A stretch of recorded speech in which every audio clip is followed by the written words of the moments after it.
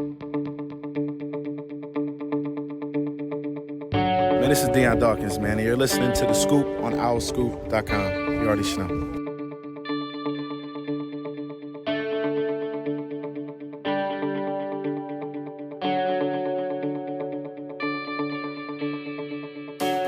What's up, everybody? Welcome back to The Scoop, OwlScoop.com's podcast. I'm John DeCarlo, the editor of OwlScoop.com. It's Season 8, Episode 28, and I'm joined this week by Javon Edmonds and Caden Steele.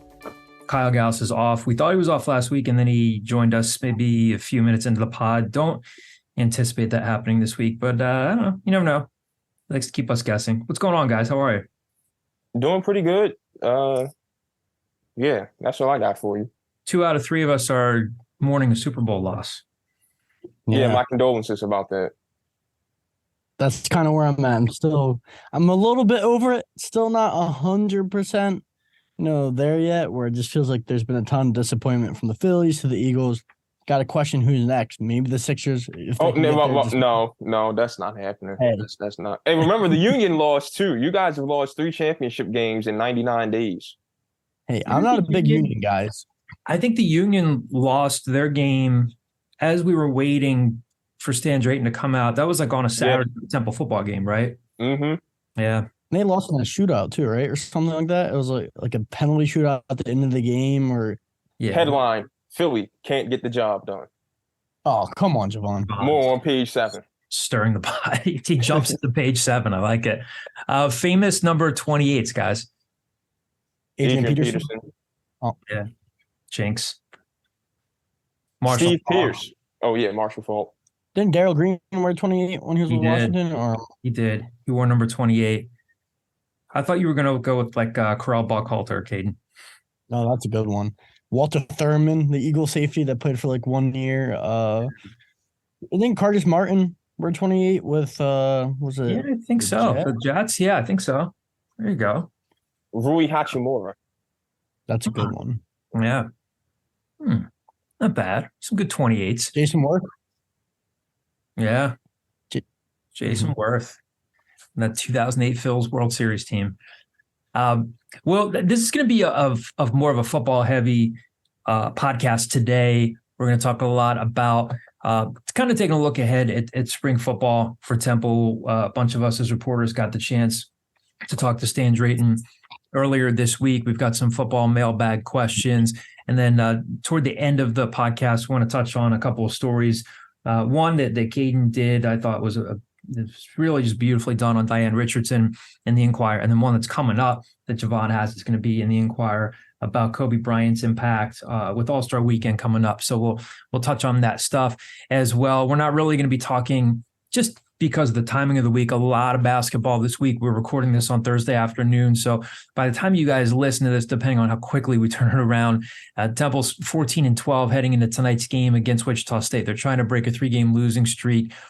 Wichita State's 13-12. They're 6-7 in conference play. So between that and you take nothing for granted with this Temple team, as Aaron said, I think it was either last week or a couple weeks ago, right, Javon? Aaron said he's never really finding himself sitting on the bench relaxing with 6 or 7 minutes left and saying, what am I having for dinner tonight? That just hasn't been his existence. But Temple's lost 3 in a row with Wichita State coming in tonight, and then Tulsa, a 5-20 Tulsa team that's 1-13 now in the conference. Temple's got a chance to improve to 16-12 if they can win these next couple of games. We'll see. But again, because of the fact that we're recording before the game, we're not really going to be talking a ton of hoops today. More so about football. So again, earlier this week, Stan Drayton talked to reporters about the 7 players they announced in the February signing period for the 2023 class. And a lot came out of Tuesday's, was it Tuesday? It was Tuesday, right? Tuesday's session. Stan talked about, in terms of the roster makeup, he talked about the fact that he's potentially looking for an older guy to add to the quarterback room who can compete. Said he wants to add some offensive line and defensive line depth. They could maybe sign as many as 5 or 6 more players when the transfer portal opens up again in May.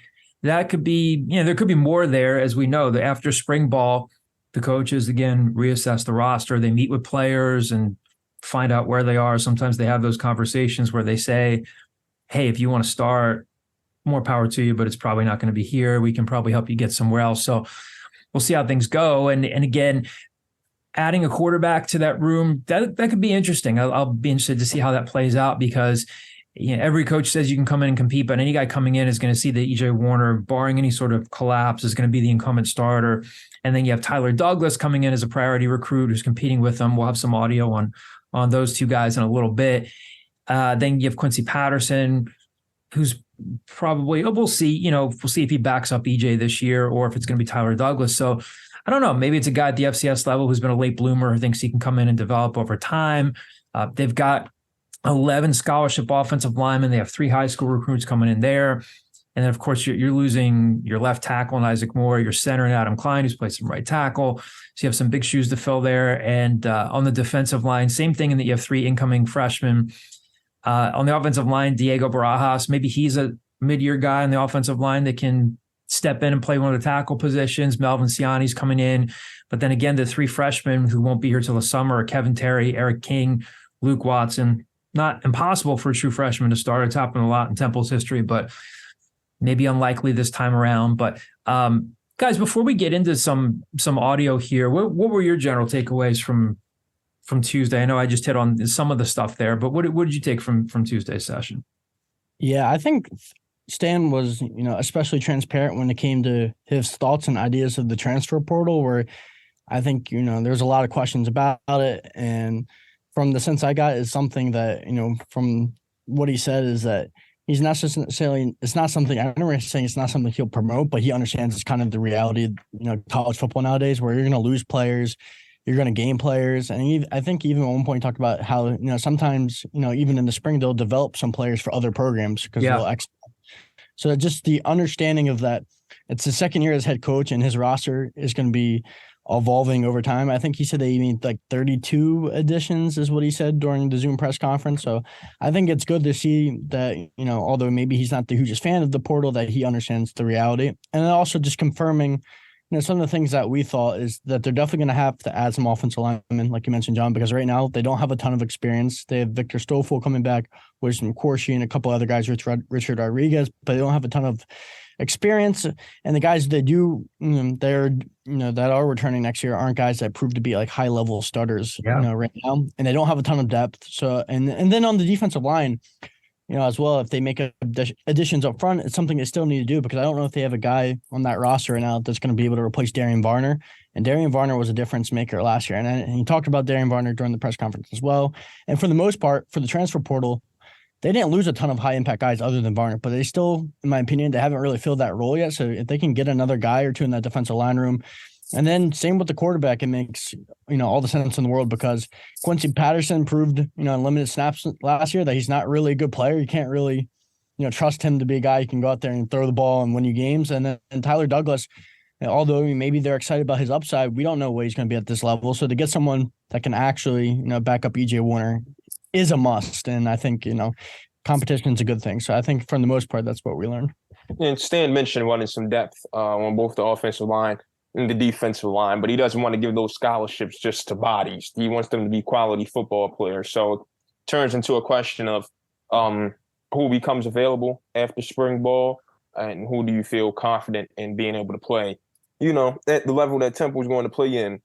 And I think Kyle brought this up a few weeks ago when we were heavy in the recruiting season, when it came to getting another quarterback in the room. It's who are you going to get that can who are you going to convince to sit behind a sophomore and a freshman? So I think it'll be very intriguing to see who's the salesman on the staff that can convince someone to do that. Yeah. So speaking of E.J. Warner and Tyler Douglas, Max Dittenberg from our staff asked Stan about that, what that relationship has been like now that they've had time to spend time around each other. Because, again, Tyler Douglas from Ocean Township is a mid-year enrollee, so he graduated early. He's now at Temple, on Temple's campus, and he's going to be able to participate in spring football starting next month. And here's what Stan Drayton had to say about the relationship that those two have forged so far. Those two guys are tied at the hip right now. We got Tyler in here. He's one of our early enrollees, and, EJ's leading the charge in that quarterback room, and those guys are tied at the hip. One thing I could say about Tyler, he's very excited to learn from E.J. One thing that I could say about E.J., he's excited to continue to learn and get better. So you got two self-motivated individuals that are working together every single day, obviously when you get that kind of camaraderie and that kind of competition in the room, you can expect those guys to get better. You know what I mean? So it's critically important that they have a level of respect for each other that way and understand that it's still a competition, without losing the camaraderie that needs to be built between the two. Okay, so I think with those two guys both being unselfish characters, they're doing a great job as coexisting with each other and everything right now. I saw also in addition to that, I asked Stan about the two Florida transfers who were notable additions. And like, Caden said, Stan was pretty honest. He talked about how, different subject, how sometimes you might be developing a guy that's going to end up hitting the portal. I think Stan's been pretty honest. He was really honest Tuesday. And then when he was talking about Dewan Black and Kamar Wilcoxon, both of whom, again, are mid-year enrollees. They're going to be here for spring ball, so they're enrolled. Wilcoxon could be a big help at safety, and then Dewan Black is a linebacker with a lot of versatility. And Stan talked about how both of them kind of just, not so much lost their way, but they did kind of get lost in the shuffle because of a coaching change. So we kind of didn't really build these guys up to be anything that they are or are not. But I think that both of them have a really good opportunity at Temple. So here's more of a detailed scouting report on Dewan Black and Kamar Wilcoxon, how Temple got involved with them and what he thinks they could be to the program. Yeah, John, I think the one thing about those two players is that they've got playing experience under their belt. Okay, both of which are coming from the University of Florida that were a part of a coaching change, right? And when that coaching staff change came in, they were struggling to find their role on the football team. So Dewan Black is a guy who, goes to Florida from Mississippi, voted the top player out of the state of Mississippi, signs with Florida. And they're playing them all over the place, right? So you're looking at a 6'2.5", 6'3" frame that came to us at 210, right? And now he's currently sitting at 230, right? So I get it, what coaches were trying to figure out with him. He played nickel, he played linebacker, he played rush in, he even played safety at some point. He's just a guy that's going to bring some diversity, on defense that way. But he's a hell of an athlete, has a good football IQ because of playing all those positions. And, we're really excited about what his body is doing right now and his approach to the game and, the level of discipline that he's showing at this point and joining our program. We feel and hope that he's going to be very, very valuable for us. We're going to find a home on defense for him. We're going to, make sure that he can get good at something, right? And, but when that time comes, until then, I think he is developing the way we need him to develop and expect him to be an impactful player for us. Kamar Wilcoxon is a young man who, in my first team meeting, stood up and talked about, him wanting to hold people accountable, him needing people to hold him accountable, just showing really good trace of leadership early on, and I love that. We're part of our program is to develop leadership, and he's already showing some natural trace of that. At Florida, he had a tough experience, right? I mean, he was a guy who, obviously, in the secondary, again, a part of that coaching change, found himself not being as valuable to that coaching staff at Florida. And so he was struggling a little bit just mentally if he wanted to play the game a lot. Now I think he's got, a breath of fresh air being a part of a program where his leadership is needed. And from a number standpoint on the back end, he's going to add some value right away for us. But again, another guy who's working his butt off, who's took the culture, by the hand and is represented every single day, both on and off the football field. And I think that we'll learn a lot more about both of those guys in the spring about where they're going to help us. Right away from a systematic standpoint. But two quality young men, two quality football players that are going to enhance our football team on that side of the ball for sure. And then again, in talking about Kamar Wilcoxon, you hear Stan talking about how he wants. Kamar wanted to come in and kind of be a leader right away. He talked about accountability and stuff like that. And Johnny Zwizlak from our staff had asked Stan about how important the single digits are now during a time like this when there is a lot of transition. And right now they just only have two of them. It's just Jordan McGee and Jalen McMurray as the returning single digit players. So here's what Stan said about their roles and how they can play a role right now, what's asked of them at a time when you're heading into spring ball and there has been a lot of roster transition. It's critical, right? And I had that conversation with Kamara, who's got these natural leadership skills to him.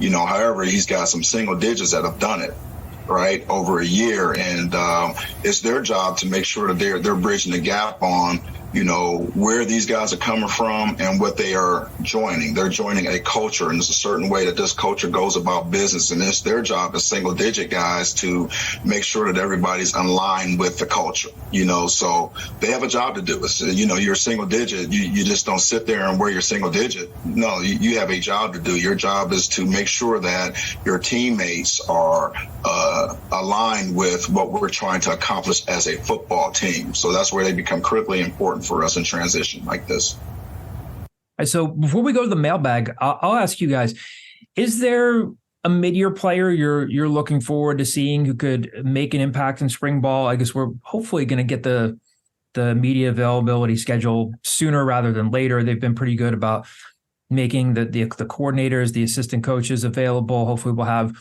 more players available this time around. Last spring, we didn't have players available to us. I think that was kind of a blind spot on all of our coverage because we couldn't talk to players. And Stan talked about wanting to find good voices in the room there, but I'm assuming we'll get players this time around. But nonetheless, it's always fun to cover spring ball and in the time that we do get to see practice, which isn't always a lot. But they've got a lot of mid-year guys coming in. What do you guys think? Are there a couple of guys that you're looking forward to seeing, guys that could really start to carve out a role, guys where that extra set of spring practices could really make a difference come August and then in September? I'm actually excited to see Dwan Black because I don't know if, I don't have a crystal ball and say that he's definitely going to be an impact player. But the fact that, when he signed to Florida, he was a safety. So we know he's a really good athlete. He transitioned to linebacker. And then you look at the linebacker room right now, if he's able to come in and make an impact, you can argue this is one of the strongest position groups on the team because you have Jordan McGee coming back, as your leader on the defense. You'll have Jacob Hollins, who I thought, showed last year as a transfer coming in from a community college, that he could really, play at times. And I also think they have Trey Thomas back there. So they add another linebacker like Dwan Black, and he can make an impact. I think you have 4 legitimate linebackers, and that's a deep group. And I think that could be your calling card in defense. Yeah, I think Black's athleticism is what intrigues me the most. When I talked to Kamar Wilcoxon, he was telling me that guy's 6'3", 230, and can line up at receiver, and he's playing linebacker with experience at safety. So I think, when they figure out what to do with him, because Stan touched on that Tuesday with spring ball is going to be finding out what he's the best at and trying to get him to excel in that position. Once they figure out which position is best for him, I'm looking forward to see how he blossoms.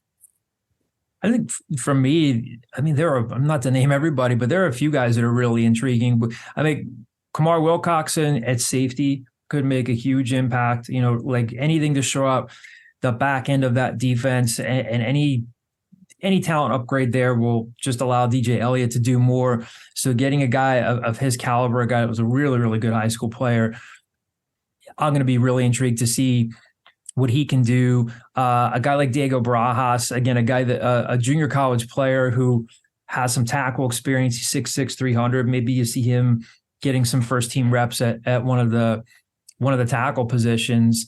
And then, obviously Taiwan Francis, that's been shored up. He's coming in from Colorado State, another safety. And then maybe finally, I don't know, a guy like Oh gosh, there are a lot of guys here to look at. Preston Everhart at slot receiver, possibly. But I think there are a lot of guys that are really, really going to benefit from getting in early. Certainly Tyler Douglas, but those guys especially. I think there's going to be a lot of fun football to watch. Again, we say this every year. If this is your first time listening to the podcast, we don't get to see, unless they change their policy this year. We don't get to see the entirety of practice. So we won't be able to give you blow by blow of what's going on. And then when we do cover the spring game, a lot of it is kind of an exhibition and more, performative than anything else. But, and a guy like Kyle Williams too, the freshman running back who's coming in from Harrisburg High School, him getting some reps at a position where obviously they were one of the worst rushing offenses in the country. Of course, that goes hand in hand with the offensive line play has to improve. So a lot of guys to look at in the spring. So we look forward to that. Do have a couple of football mailbag questions to get to here. Again, these are from our owlscoop.com subscribers. First one here from Mike TB31. Should we expect a 6-6 bowl game or bust type of season? See, to me, that's kind of tough because bowl game or bust for a second year of a program that's unfair. Yeah. That's unfair. Yes, it was left in disarray by Rod Carey. The program really went through a rough time. Stan Drayton's had to come in and rebuild the program. And I think 2 years to put that to the point where he has to make a bowl game is too much. And you look at this roster still, it's not really complete. They're adding a bunch of players to this offensive line room who are true freshmen and a transfer as well. So they have a lot of positions that are still unclear. So I think 6-6 is a tough mark to definitely make a bowl game or bust. But I do think they have a realistic shot of making a bowl game. I think this conference has gotten worse with the teams leaving for the Big 12, so there might be an opportunity there. But if they finish 5-7 at the end of this year, I don't think it's going to be a bad thing by any mark, because I don't think anyone really expects this team to really compete again. Yeah, I think 6-6 is very reachable. We've predicted it ourselves, but to say it's 6-6 or bust is ridiculous. By the way, I hate the fact that you just have to be 500 to get in the bowl game. I get it. It's a big money grab, but you got schools that lose money by playing in these meaningless bowls. Most teams do. I mean, I can even remember, not to get us off track, Javon, I can remember the year that UConn went to the Fiesta Bowl. I think they had Donald Brown. And that was a big bowl game. And I think they still ended up losing money going to that game because it's a quick turnaround. Most of these bowls say, here's your ticket allotment. You have to buy the tickets and then sell them back. And unless you are one of the blue bloods of the world, not everybody has a fan base that's like, yep, I unconditionally think of earmarking this time for bowl games every year. So you're right. A lot of them do lose money. Yeah, you got cats playing the one-a-day vitamins bowl. I don't want to see that. It's useless. Wait. Am I? Is that an actual? That's not an actual bowl, right? No, it's not. It's not. Okay, because you never know. I started laughing. I was like, it's very creative, and I was like, wait, let me just triple check that that's not actually a bowl, because you never know. Give it 2 years, and it might be. That's my point. Listen, all I need is 26 teams. Give me the top 25 plus one. That's 13 good bowl games right there, and it'll mean something again. You'll actually get guys to stop dropping out of bowl games to protect my stock. You can get hurt in any of the other 12 games before that, 13 if you played in your conference championship. So that's the dumbest excuse I've ever heard. Just tell me you don't have any heart, and I'll be okay with the honesty. But different conversation for a different day. Anyway, 6-6 very much can happen, but to say it's bowl game or bust seems unfair for a second-year coach cleaning up the dumpster fire that Pat Kraft and Rod Carey left the program with. One-a-day vitamins, Paul, cracked me up. We were talking about this. There was a similar mailbag question last week, and we talked about if you look at the non-conference schedule, it's doable and it's manageable. You host Akron to start the season, then you go up to Rutgers the following week, short road trip. That's a day game or a day trip, I should say. Rutgers is beatable until you can show me a capable quarterback there. They are beatable. Temple almost beat them last season. Then you come back, you got Norfolk State. Who knows how Miami's going to be this year? That non-conference slate, they could look. Who's to say they could be 3-1? Yeah, who's to say they can't go 3-1? Maybe pull off an upset. That's a very manageable non-conference slate. What we talked about a lot last week was how they get in this first year of a newer, revamped American Athletic Conference. They get some good teams coming in. when you look at the teams that are coming in, UTSA 11-3 last year, North Texas, a tough North Texas team that was 7-7. So they're not exactly getting, some of these cupcake teams that are coming in. So I agree with Javon. I think that 6-6 is definitely attainable. But if they are 5-7, but you see a lot of positive development and growth and building, I don't think that that's a bad thing either. But yeah, it's a fair question, and I'm sure we'll get that question a lot as the season gets closer. We'll get a lot of schedule prediction types of questions. Next, a couple mailbag questions here. Both come from Park Al from the football message board. Since it's football heavy, I'll indulge myself with two questions. Number one, is there any chance that D'Wan Mathis makes an impact at wide receiver? And number two, which transfers have a decent shot at starting? Let's look at question number one. Is there any chance that D'Wan Mathis makes an impact at wide receiver? What do you guys think? I think there's an outside shot that he does make an impact, and maybe in the sense where I think he might have to play snaps. I have a hard time seeing him become a player that you can really rely on. That transition from quarterback to wide receiver, one, I just don't think he's the athlete to do that. At quarterback, he never really looked athletic, during the time when he was a starter. So to be able to get in and out of routes and cut, I just don't know if he could be a full-time wide receiver. Maybe Danny Langsdorff developed some type of package with him. He is 6'6". He's got good size. Maybe you can use him in the red zone for certain things where he can create some mismatches. But I just don't know if he's going to be that guy who becomes reliable. And that's why I think at the end of the day, Temple should maybe still needs to add another wide receiver to this group, because you did lose Adonicus Sanders. You did lose Jose Barbone. And you don't really have much proven other than flashes, occasionally from Ahmad Anderson Jr. and Zay Baines. So I think right now, D'Wan being a real contributor in this group is a long shot, but you never know. He was highly recruited, and he's here for a reason, but we'll see what happens. I don't trust Georgia's recruitment of quarterbacks too well. Anyways, how much muscle did he put on? Because he's not super fast or quick or anything. He's a tall guy that takes long strides on the field.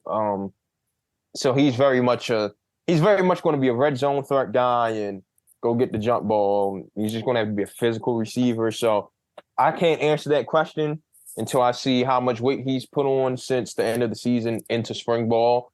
And then I probably won't answer it then. I'll probably need to see how he looks in August after additional, 3-4 months of weightlifting in the summer.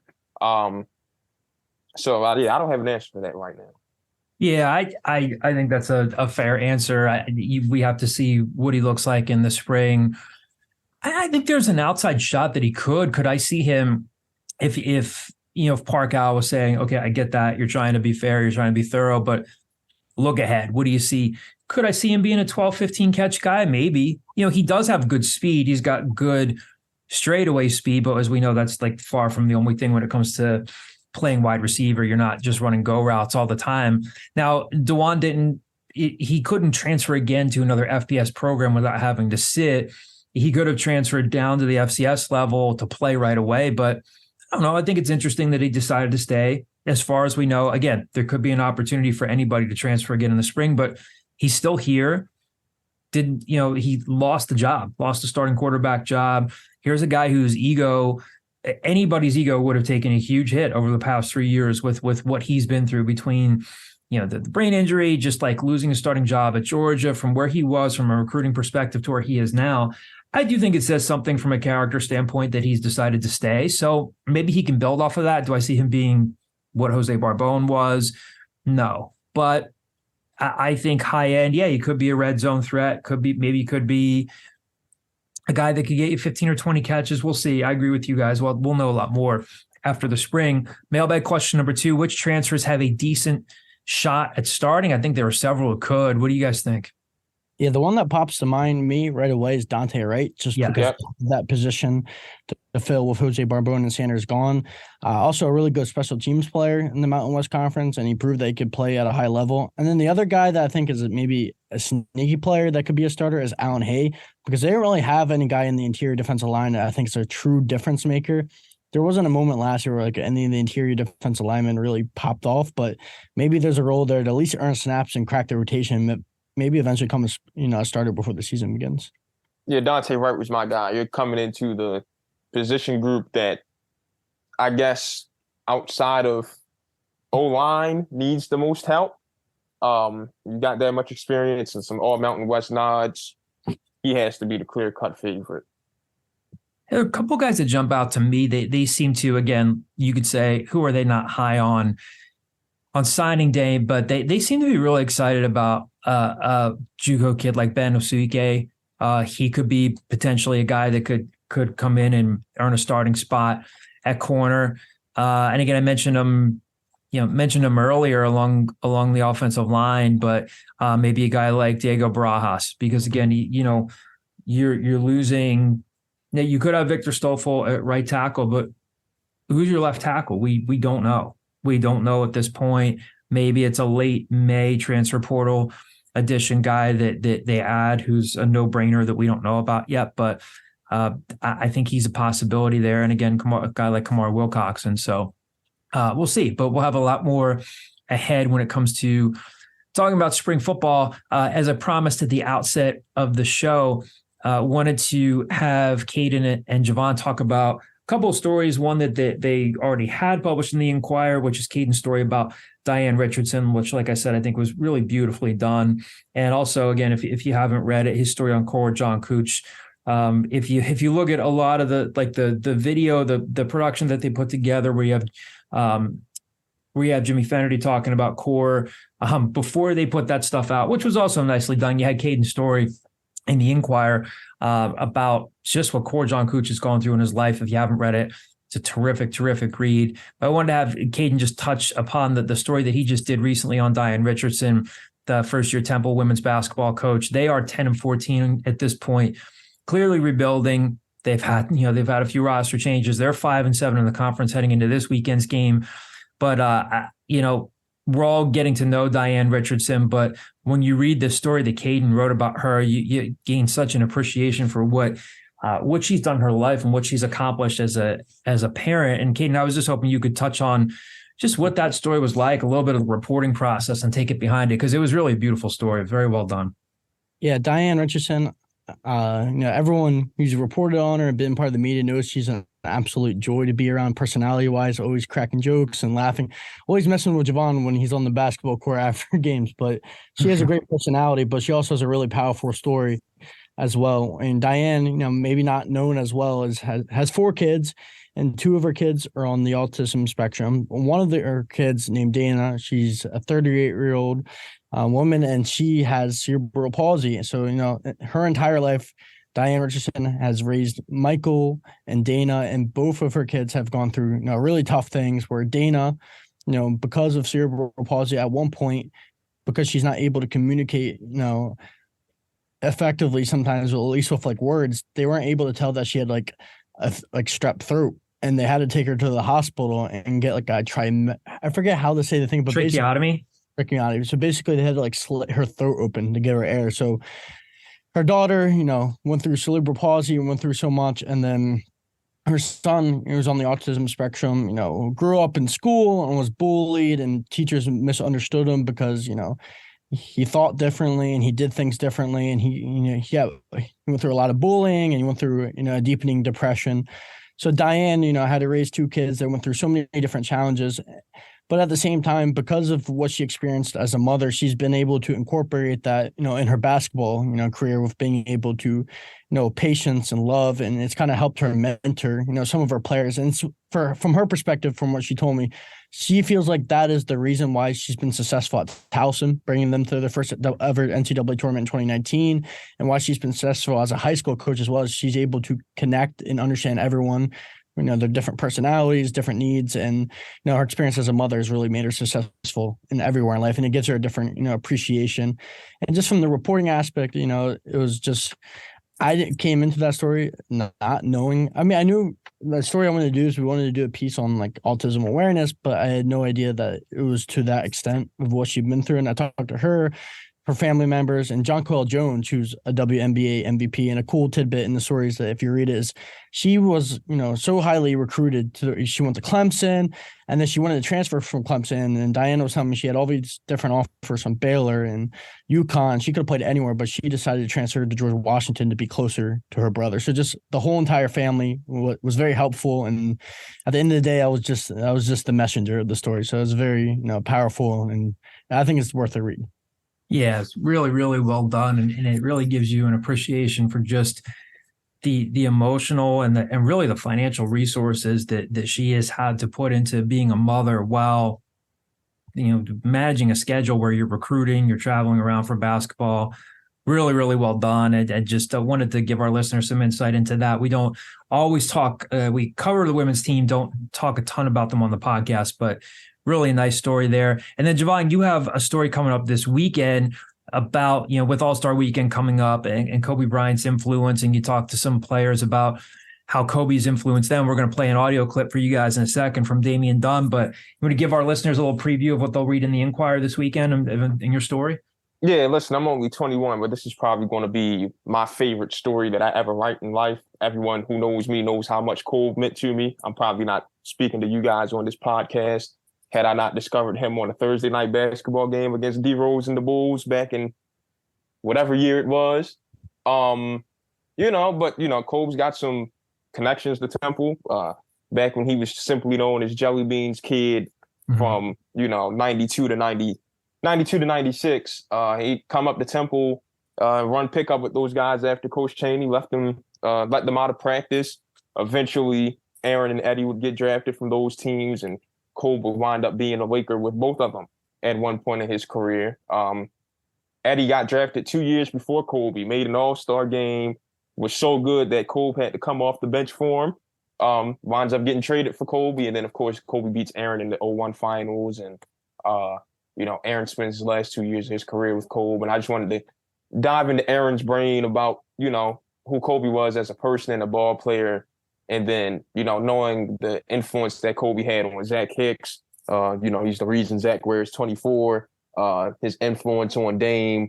When you look at Damian Dunn, you see, he takes a lot of his fundamental aspects of the way he plays from Kobe. And Damian joked with us. He was like, I probably can't do all the athletic stuff that Kobe could do, but everything he did on the ground, I try to mimic as much as I can. And then with Caleb Battle, a shooting guard, a tough shot maker, and they got the same initials. KB said, in his opinion, Kobe's the best player to ever walk the earth.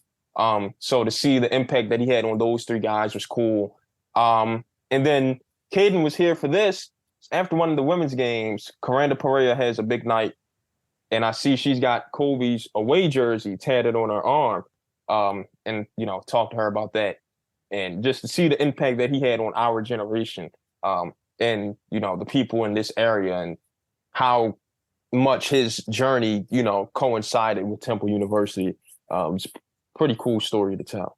Yeah. So here's to send us out on the scoop this week. Here's a clip from Javon's conversation last week when we had some media availability. This is Damian Dunn talking about, what Kobe Bryant meant to him. Man, I had probably when I was like 12, I got my first Kobe jersey ever. I probably wore that jersey like 3 times a week to school. It was a reversible, so I was switching from the yellow to the purple. So people was joking on me all the time about wearing the jersey to school all the time, man. But just watching just a guy like that who just dedicates all his time and just to basketball and how hard he works. Something you really want to emulate, something you aspire as a kid, and just as I got older, just knowing his backstory of being a father as well, and how he really just found that balance of when to be a dad and when to be a competitor. It was just something that amazed me, and I just wish he was here so we can watch him play more basketball. So he definitely had an impact on not me, but probably everybody who's probably played basketball. All right, so again, keep your eyes peeled for that story this weekend. Big thanks to Javon and Caden for joining me on The Scoop this week. Big thank you to all of you for joining us for another episode. Again, we'll have, of course, more basketball to come in the coming weeks. We're zeroing in on the conference tournament in a few weeks. And then, of course, we're getting closer and closer to spring football. So stay tuned for some good stuff there. Thanks for tuning in for another episode, and we will talk to you soon.